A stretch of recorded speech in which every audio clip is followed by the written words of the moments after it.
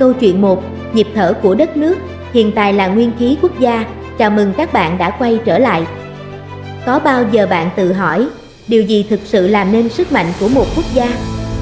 Là những thành quách kiên cố, là kho vàng bạc chất cao như núi, hay là những đội quân tinh nhuệ? Hơn 500 năm trước, cha ông ta đã tìm ra câu trả lời nằm vỏn vẹn trong 6 chữ: hiện tại là nguyên khí quốc gia. Đó không chỉ là một câu nói, mà là một bản tuyên ngôn về giá trị của con người. Hôm nay, mời bạn cùng lắng nghe câu chuyện về hành trình đi tìm nhịp thở của đất nước để hiểu tại sao tài năng và đức độ lại là gốc rễ của mọi sự hưng thịnh.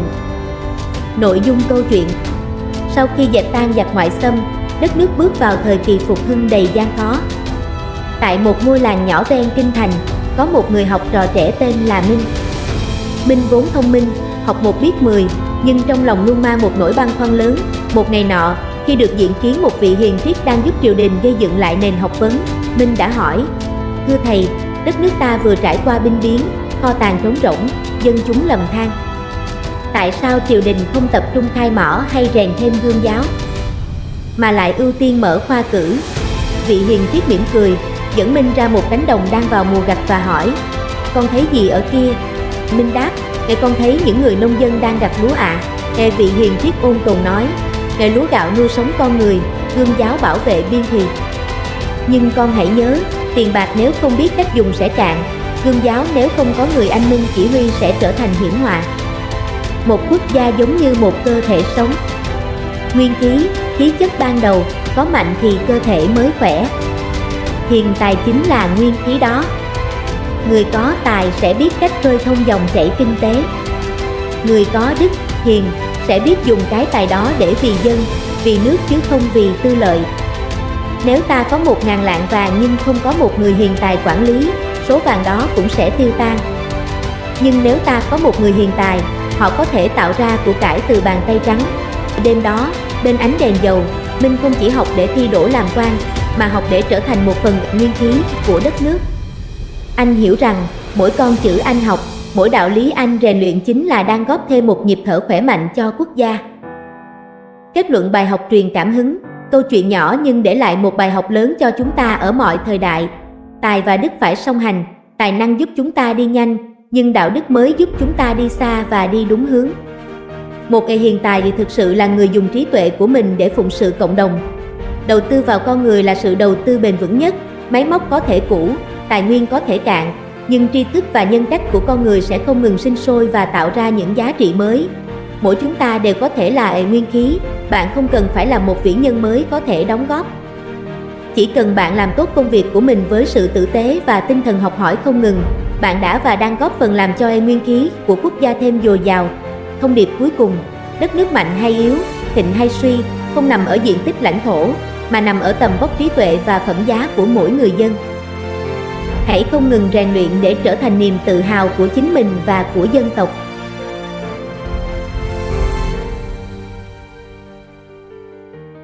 Câu chuyện 2. Kẻ lữ hành trên đại dương tri thức. Đời sống thì có hạn mà sự học thì vô hạn. Bạn đã bao giờ tự hỏi điều gì thực sự giữ cho tâm hồn trẻ trung trong khi thể xác già đi? Có phải là sức khỏe, hay có lẽ là điều gì đó sâu sắc hơn? Leonardo da Vinci huyền thoại nắm giữ bí mật đó. Ông từng nói, cuộc sống hữu hạn, nhưng học hỏi vô tận.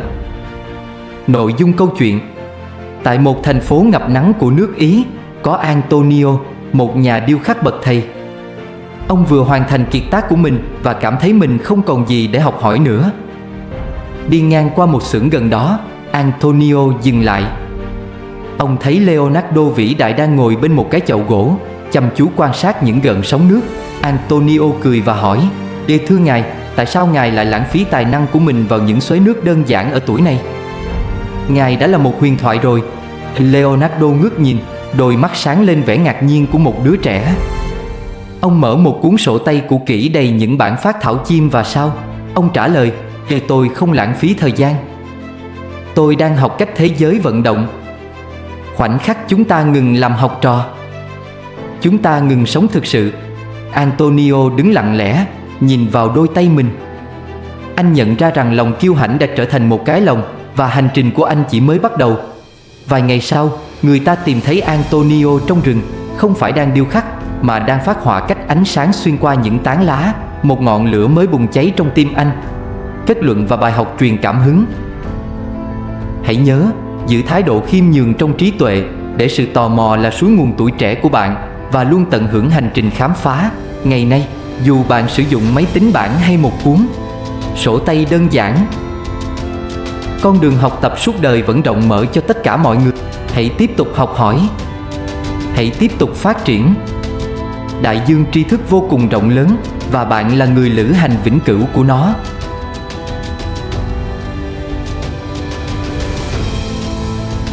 Câu chuyện 3. Hai cuốn nhật ký ở trạm dừng chân. Thời gian không đo lường bằng năm tháng mà bằng những gì chúng ta làm được. Thời gian không được đo bằng năm tháng mà bằng những gì ta đạt được. Nếu cuộc sống chỉ được đo bằng những con số, thì có lẽ loài rùa sẽ là những bậc thầy vĩ đại nhất trên hành tinh này. Nhưng con người chúng ta không chỉ sống để tồn tại qua từng thập kỷ. Nhà tâm lý học H. Carson từng để lại một nhận xét đánh thức vô số tâm hồn đang ngủ yên. Một năm cống hiến rực rỡ có thể đáng giá hơn cả một thế kỷ lặp đi lặp lại những thói quen vô nghĩa. Hôm nay, chúng ta hãy cùng lắng nghe câu chuyện hai cuốn nhật ký để thấy rằng đồng hồ thực sự của cuộc đời một người nằm ở những dấu ấn họ để lại. Nội dung câu chuyện. Ở một vùng đất nọ, có một thư viện kỳ lạ tên là Thư viện Thời gian. Đây là nơi lưu giữ những ghi chép về cuộc đời. Một ngày nọ, hai người đàn ông bước vào để nộp nhật ký cuộc đời của mình, ông Thành và ông Nam. Ông Thành tự hào đặt một cuốn sổ tay dày, sang trọng, bìa da lên bàn. Ông ấy nói, kể tôi đã sống đến 90 tuổi. Không một ngày nào tôi bỏ lỡ. Tôi luôn đi ngủ đúng giờ. Người giữ sổ lật mở cuốn sổ. Hầu hết các trang đều chứa cùng một dòng chữ: đi làm, về nhà, xem tivi và ngủ. Không có ghi chú bên lề, không có vết mực nhòe vì cảm xúc. Cuốn sổ dày, nhưng nội dung lại mỏng đến bất ngờ. Tiếp theo, đến lượt Nam. Anh rụt rè đặt một cuốn sổ mỏng hơn nhiều lên bàn, chỉ chứa 30 chương cho 30 năm. Nhưng khi người giữ sổ mở nó ra, một luồng năng lượng dường như chiếu sáng cả căn phòng. Chương 18, thành lập quỹ học bổng. Chương 22, học cách vươn lên từ đống đổ nát của một công ty khởi nghiệp thất bại. Chương 25, cứu một người bạn trong trận lũ. Chương 29, hoàn thành một tác phẩm âm nhạc truyền cảm hứng cho hàng triệu người. Mỗi trang giấy đều mang dấu ấn không phai của sự tận tâm và những giá trị mà ông đã tạo ra cho thế giới xung quanh. Người giữ thư viện mỉm cười, đặt cuốn sổ 30 năm của ông Nam lên kệ những cuộc đời vĩ đại, trong khi cuốn của ông Thành được đặt ở kệ những sự tồn tại âm lặng. Ông Thành tự hỏi, tại sao khi tôi sống gấp 3 lần ông ấy, tôi lại không được trân trọng hơn? Người giữ thư viện đáp, thưa ông, thời gian của ông là một đường thẳng dài, tẻ nhạt. Thời gian của chàng trai trẻ này là một chuỗi những điểm tiếp xúc rực rỡ. Ông chỉ tồn tại ở 90 năm, nhưng Nam thực sự đã sống và hoàn thành công việc của 300 năm cộng lại. Kết luận và bài học truyền cảm hứng. Đừng hỏi bạn đã sống bao lâu, hãy hỏi bạn đã làm được gì cho bản thân và người khác. Một cuộc đời ngắn ngủi nhưng ý nghĩa sẽ có giá trị hơn. Thời gian chỉ trở thành tài sản khi nó được chuyển hóa thành hành động và kết quả. Đừng chờ đến khi bạn có thời gian để làm việc thiện. Hãy biến mỗi khoảnh khắc trôi qua thành lý do để ghi lại trong nhật ký của bạn. Bạn không thể chọn độ dài, nhưng bạn quyết định chiều sâu của nó. Đừng chỉ đếm những năm tháng trôi qua, hãy làm cho những năm tháng ấy thực sự đáng nhớ.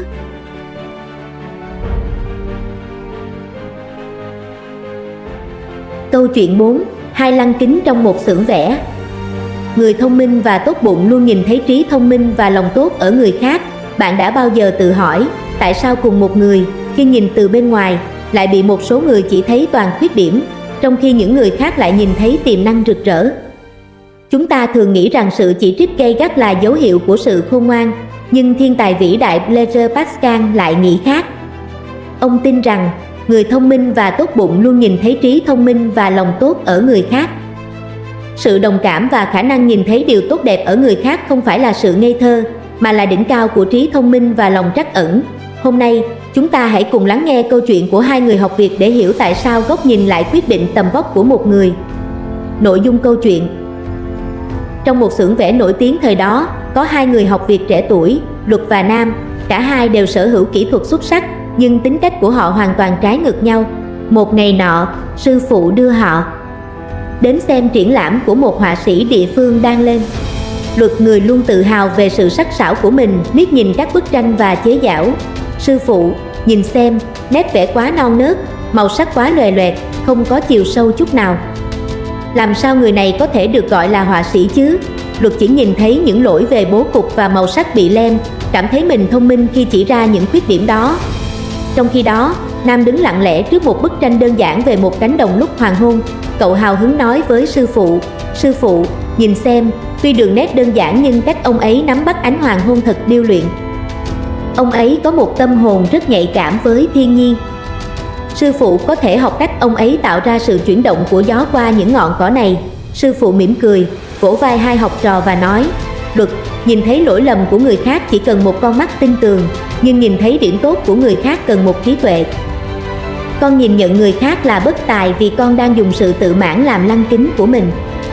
Nam nhìn thấy người khác tài năng bởi vì anh ấy luôn khao khát tri thức. Như Pascal đã nói, chỉ những người thực sự có y vàng ngay trong tâm hồn mới có thể nhận ra vẻ lấp lánh của vàng trong những viên sỏi của người khác.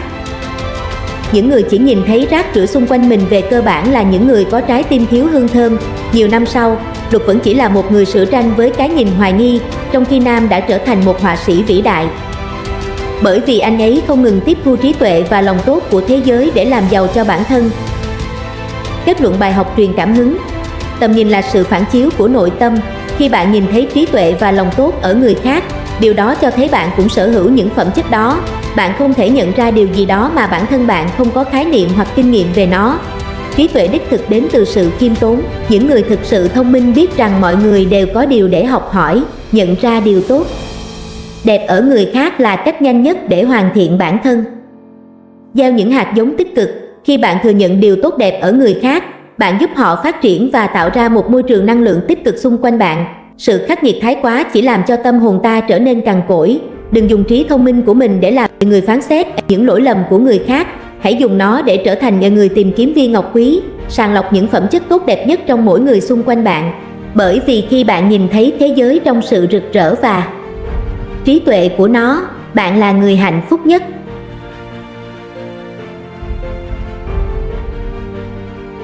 Câu chuyện 5. Người thầy và chiếc đồng hồ cát. Nghệ thuật tuyệt đỉnh của giáo dục là khơi dậy niềm hạnh phúc được học tập và sáng tạo. Ngọn lửa của việc học thực sự không bắt đầu từ việc ghi nhớ các sự kiện, mà từ việc khơi dậy sự tò mò trong tâm hồn trẻ thơ.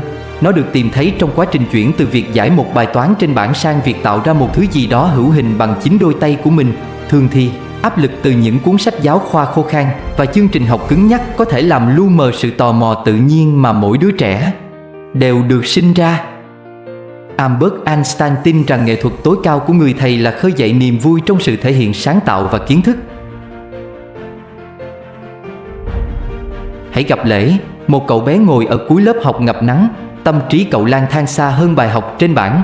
Trong khi những người khác ghi chép, Lễ bận rộn gấp một chiếc máy bay giấy, tìm kiếm một kiểu bay khác.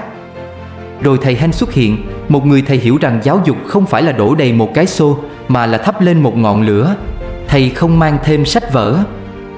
Thay vào đó, thầy đặt một đống phụ tùng máy móc cũ lên bàn với một nụ cười hiểu biết. Khi cát bắt đầu chảy, lớp học biến thành một phòng thí nghiệm của những khả năng, đặt ra những câu hỏi thay vì một bài giảng. Mắt Lễ mở to. Lần đầu tiên, cậu thấy một câu đố cần được giải, chứ không phải là một nhiệm vụ cần hoàn thành. Cậu bắt đầu tháo rời và lắp ráp lại, đôi tay chuyển động với một mục đích mà cậu chưa từng cảm nhận được trong một bài học thông thường. Có những lúc thất bại, điều chỉnh và đánh giá lại, nhưng mỗi sai lầm đều đi kèm với một cảm giác hào hứng ngày càng tăng.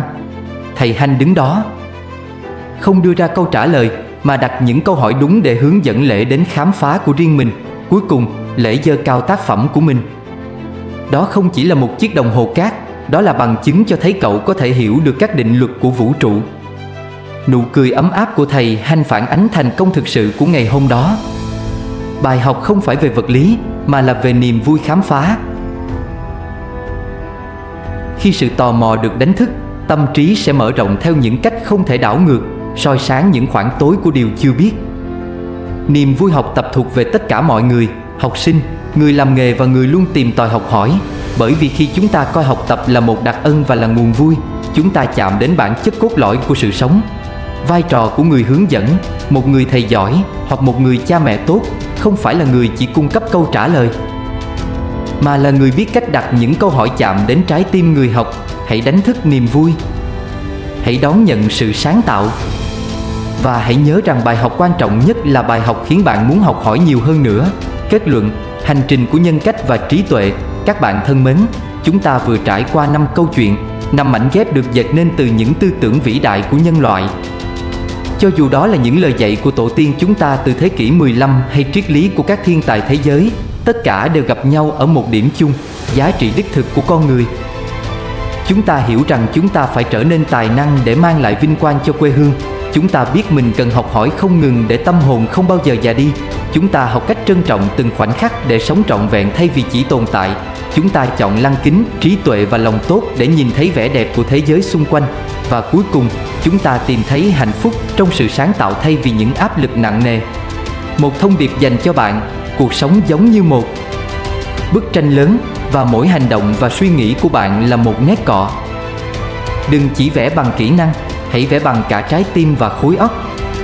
Đừng chờ đợi thế giới thay đổi, hãy bắt đầu thay đổi thế giới ngay hôm nay bằng cách bạn học tập, làm việc và đối xử với người khác.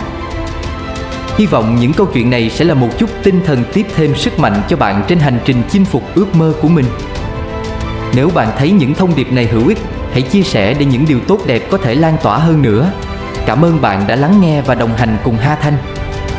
Mong bạn luôn giữ ngọn lửa đam mê cháy bỏng và một trái tim ấm áp. Tạm biệt và hẹn gặp lại trong những câu chuyện tiếp theo.